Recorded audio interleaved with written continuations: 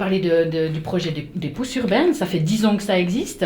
Est-ce que vous pouvez nous parler un petit peu de l'historique? Moi, je suis arrivée en 2006. Et quand je suis arrivée, mes responsables, mes chefs de l'époque m'ont dit l'année prochaine, vous allez organiser un colloque urbain sur la place de l'enfant en ville. Et on s'est mis en réflexion, on travaille, les trois, enfin, ces trois entités, et on a imaginé quelque chose qui est devenu Pousse Urbaine, qui n'a donc pas été un colloque, et qui s'est tout de suite appuyé sur des ateliers avec les enfants.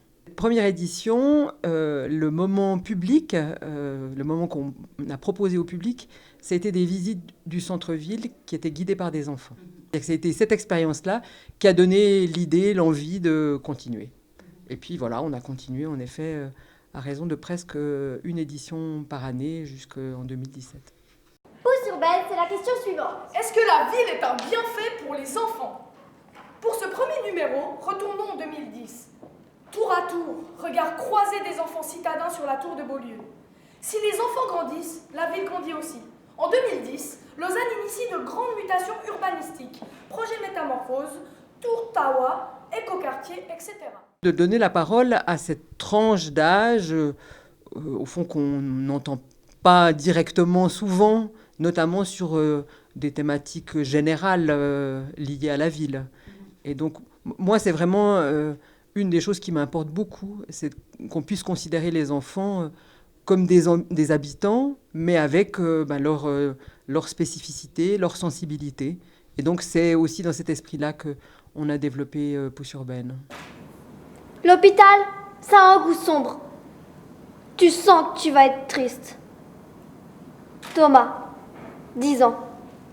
Des fois, j'ai de fortes douleurs. Je ne peux pas bouger.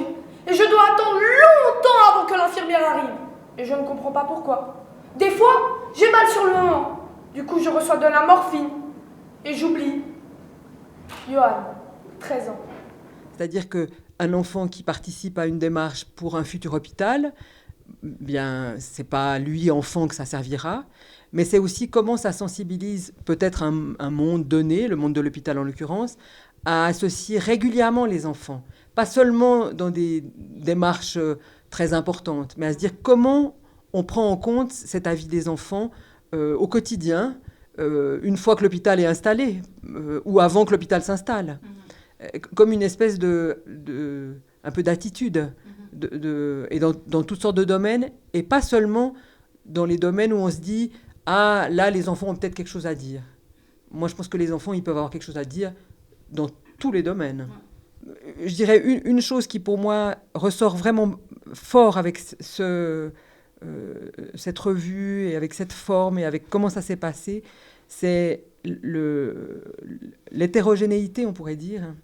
Le spectacle tient avec des morceaux très très différents, très disparates, à première vue dont on pourrait se dire qu'ils ne doivent pas coller ensemble, mais qui ont collé ensemble, et qui, au fond, reflètent, je pense, vraiment bien ce que sont les enfants.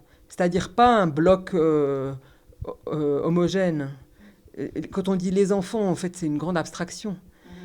Les enfants, c'est des enfants dans des situations très différentes, des enfants d'ici, des enfants d'ailleurs, des enfants dans un milieu socio-culturel, socio-économique bien inséré, d'autres qui le sont moins, des enfants qui vont bien, des enfants qui vont moins bien, des enfants qui sont dans des situations familiales stables et d'autres qui sont très instables.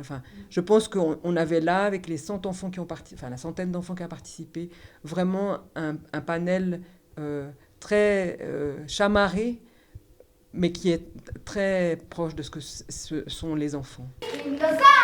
Avec nous, le Tibet! Tibet!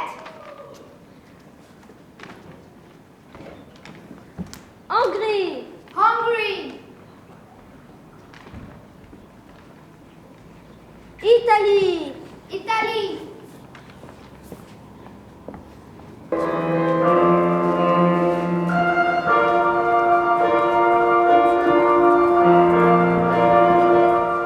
D'abord, je pense que c'est une immense chance de mener cette opération, cette démarche, ces éditions. C'est passionnant, c'est toujours une aventure humaine.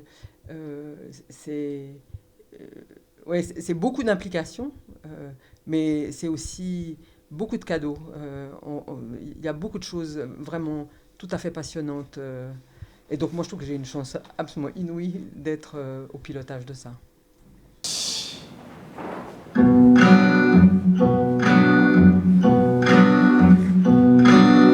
Les gens un peu trop pressés pensent que les métros qu'on voit dans la cité nous permettent de voyager en toute gratuité.